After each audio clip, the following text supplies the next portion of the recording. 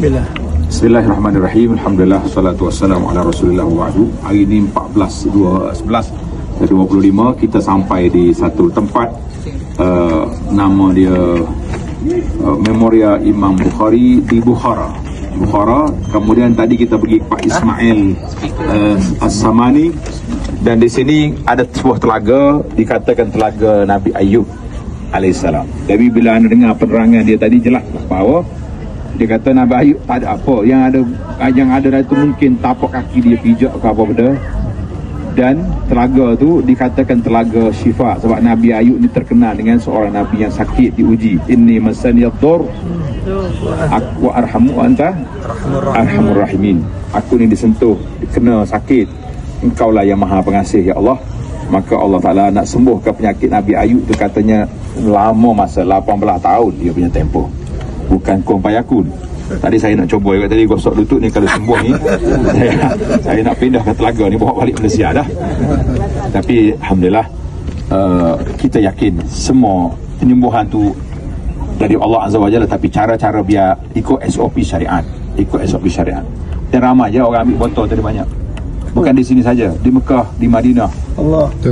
Botol sebotol jual air dekat Bi'ru Rauha tu. 20 riyal. Satu galen 10 liter tu 20 riyal tu salah.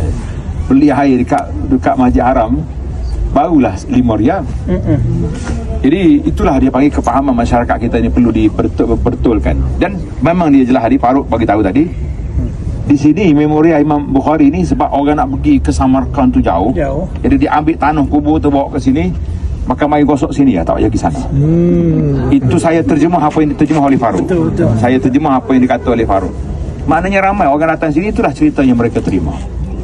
Jadi sebab itulah saya menggagahkan kaki, menarik beg, bawa ke sini, supaya kita dengar sendiri apa kepahaman dia. Tadi dia cerita dekat kubur tadi, dia kata orang sini tawaf 3 kali.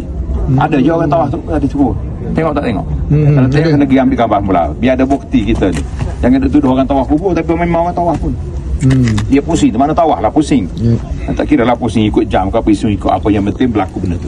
Jadi Memoria Imam Bukhari semata-mata di bawah tanah ke sini, supaya orang sini tak susah nak pergi ke Bukhara, nak pergi ke Samarkand untuk ziarah makam, cukuplah di sini. Jadi kita kata, kita bagi salam kat mana-mana pun sampai, malaikat ada. Kan? Jadi tuan-tuan kena ingatlah, kalau tempat-tempat seperti ini, kalau orang dah pergi jual air yang pelik-pelik, termasuk air di Ja'ranah tu ada jual air, di Telaga Izid ni jual air, di Bi'ru Rauha, semua telaga yang ada ni semuanya dikait dengan Nabi, maha belaka. Sebab itulah kata orang, tijarah yang paling untung jual di atas nama agama. Sebab itulah sekarang budak-budak Facebook kata menunggang agama itu untung. Siapa nak untung, jual agama, bukan jual agama, jual atas nama agama, cukup.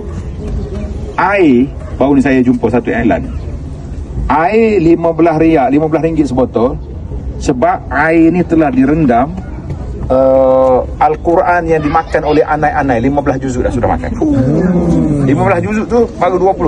Saya kata kalau anak-anak yang dah khatam makan Quran, kita celuk dia punya sarang tu, berapa harga naik. Ini kebahan. Jadi saya harap semua jemaah boleh faham. Kalau tak faham, kita tanya di sini, bahawa tempat-tempat lawatan ni kita pergi melawat, kita tahu sejarah, tapi tidaklah dipaham seperti orang bahawa tanah imam sini. Kalau buka tanah kubur Nabi SAW tu, saya rasa tak ada dah tanah tu, habisnya korek balik belakang. Dia buat di Syifa di Madinah pun orang pergi ambil tanah. Tanah siapa? Habis tu bukan boleh, tak tanpa izin tuan. Satu hari anda pergi ke perkuburan, pergi nak ziarah jemaah haji di Madinah, tiba-tiba jemaah dah sejak dengan botol. Nak gimana ni? Dia kata seorang bapak nak bawa dia ke perkuburan bakit, nak pergi ambil tanah di bakit tu, kamu letak air minum berkat. Saya kata, kubur bakit ni kubur yang dibongkar mayat dia, dibongkar beberapa kali dah bongkar. Maknanya tanah dia bercampur dengan tanah, dengan macam-macam. Kau nak minum, semua campur botol. Astagfirullah, ini bapak ni sudah mengarut, kata lebih pada mengarut lagi. Dia sudah buat benda yang pelik pada masyarakat. Jadi hati-hati tuan-tuan, khurafat, benda-benda yang pelik orang suka percaya. Yang susah kita nak masuk dalam kepala ni, yang sahih, yang benar daripada Nabi ni, itu yang payah. Mudah-mudahan Allah Ta'ala beri kepada kita hidayah taufik. InsyaAllah ada manfaatnya dalam rihlah kita ini. Sekian, Assalamualaikum warahmatullahi wabarakatuh.